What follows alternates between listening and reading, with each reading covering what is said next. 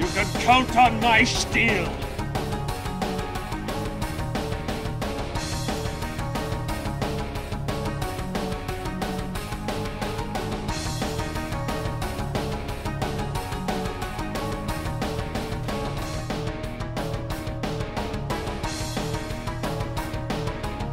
Hi everyone! The dungeons of Gloomhaven are deadly, and all because of the many, many terrifying monsters inhabiting them. Ever wondered what the toughest monsters are? On cephalofair.com, game designer Childres has officially given each Gloomhaven monster a difficulty rating from 0.5 to 2. Welcome to the best of Gloomhaven. This is Crimson Blades, and today we'll be counting down our picks for the top 8 toughest monsters to face at tier level 1. This list is numbered from least difficult to most difficult. If you enjoyed this video, please remember to hit like and subscribe to our channel. It really helps our channel grow, and we thank you. And now, on with the list. Number 8. Giant Viper.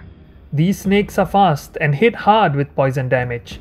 Giant vipers can spread poison around so easily, in fact, that they are a constant danger in most situations, making them harder to block with shield or summons.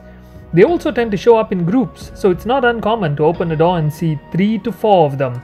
While this may make them susceptible to area of effect damages, it's all fun and games until they draw their jump card, making them airborne and allowing them to overcome pathing problems, rushing players and attacking immediately, with certain ability cards which cause players to gain disadvantage.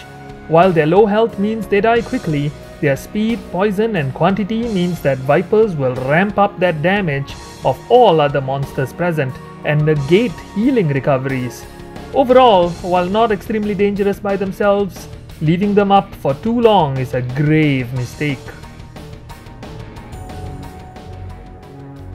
Number 7. Cultist.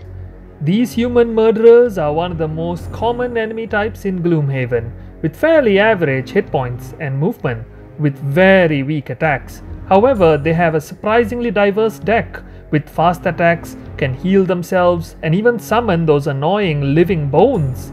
Living bones are a nuisance at best and lethal at worst, and a situation can rapidly get out of control if you can't stun or kill cultists quick enough.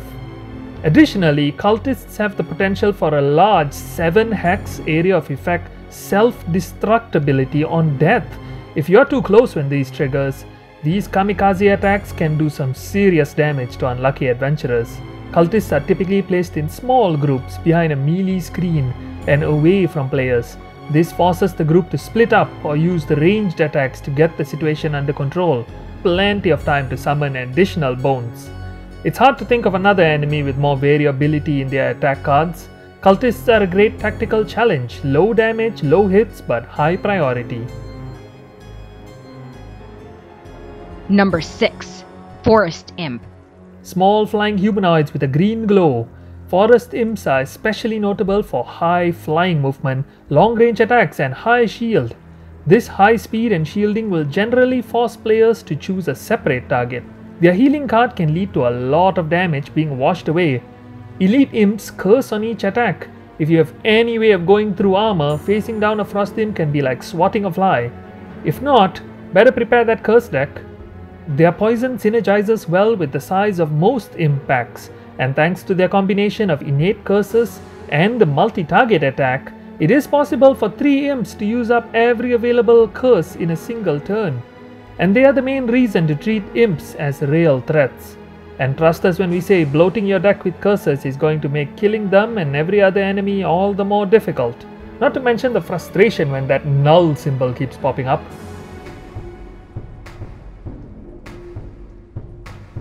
Number 5. Black Imp. Small blobs of dark energy found in corrupted poisonous places, black imps have average hit points and incredibly slow movement. However, they make up for their abysmal movement with good damage, range and poison on each attack. All elite black imps have innate poison and can force disadvantage on their attackers. Their attack deck is a mixed bag, but their 2 shuffle cards are brutal. Combining a move with a target 2 attack that applies either poison or curse, these multi-target debuff attacks will apply a lot of poison across the group. With cards granting shield value 5, black imps can become very hard to deal with. They do move hilariously slow however, so they aren't so bad in scenarios where it's possible to avoid engaging with some of them. But in close quarters or in scenarios where you have to kill them all, they are extremely dangerous. A horde of black imps can quickly crush even the most seasoned player in the wrong situation. Number 4. City Archer. Archers are in the subset of enemies that always attack. This combined with their huge range means that they are a persistent threat. A slower, tougher version of the bandit archer, city archers have obscene range atop otherwise good stats and abilities. Their shield makes them doubly frustrating to take down. The elites also have pierce, which is extremely frustrating for some characters to deal with, as it can prevent certain classes from effectively tanking them. Thankfully, they have poor movement stats, so avoiding their attacks is sometimes an option. They also have the annoying ability to drop traps, although, funnily enough, end up self-defeating a lot of the time, as the archers are most commonly victims of their own traps. Nevertheless, city archers are mean, they hit like a truck, and are not easy to kill, earning them a spot on our list. We hope you are enjoying the video. Please remember to hit like and subscribe, and thank you for your support. Number 3. Inox Shaman. The Inox Shaman has similar stats to the Inox Archer, but with a much more challenging ability card deck. Shamans are extremely fast. With 3 cards with initiative below 10 and 5 below 25, there is a high chance you will be outpaced by them. With lots of heals, and since they normally accompany Inox guards, it's safe to say that they will find a heal for them.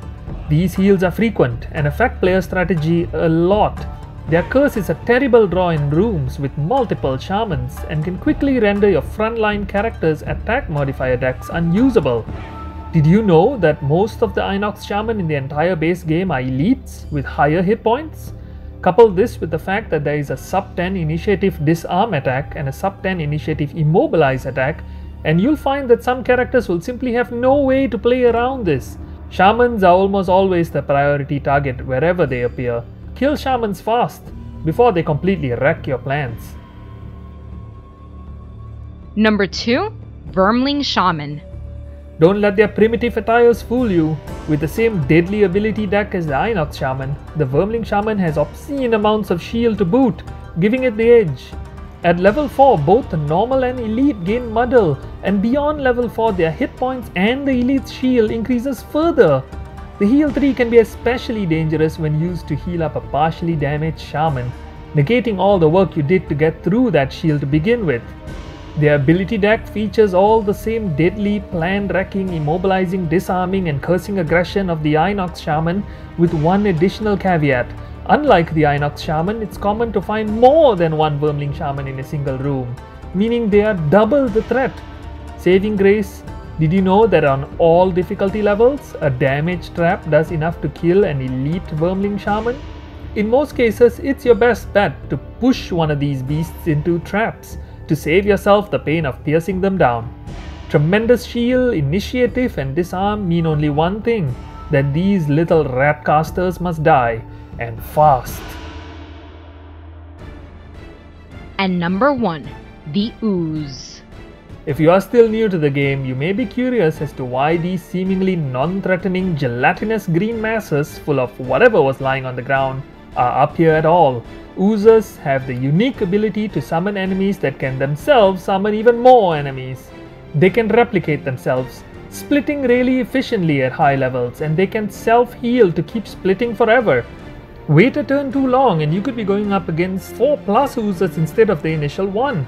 There is basically no way to skill this situation. It's no coincidence that the hardest scenarios have oozes, and then you have to contend with each of the oozes themselves, which are unreasonably strong with high health. They are ranged attackers with hard hitting attacks. At higher difficulty levels, they spread poison extremely effectively. It's so hard to balance them because they have a ton of randomness, and certain scenarios centered around oozes can be practically unwinnable. Saving grace: sometimes you win the shuffle battle and they heal, attack, split and end up killing themselves. More often than not, you will lose the shuffle battle and they split and multi-attack, leaving you with a game and party-breaking 50 hit points on the board. Suffice to say, the sight of these monsters should fill new players with confidence and experienced players with existential dread. It's not even in the script, but I'm gonna say it. Oozers are a personal despised enemy that I can only hope will be frozen solid if they ever try to appear in Frosthaven. Oozers are unquestionably the most challenging enemy on this list, if not the entire game. A frozen race can be quite a terrifying thought, come to think of it. Didn't see what you expect? Remember, these are only the Tier 1 monsters. Look out for our upcoming video on Tier 2 monsters for more deadly villains. Do you agree with our list? Let us know by sharing your comments below. If you enjoyed this video, please remember to hit like and subscribe to our channel. It helps us grow and keep making more Gloomhaven content. Thank you and see you next time.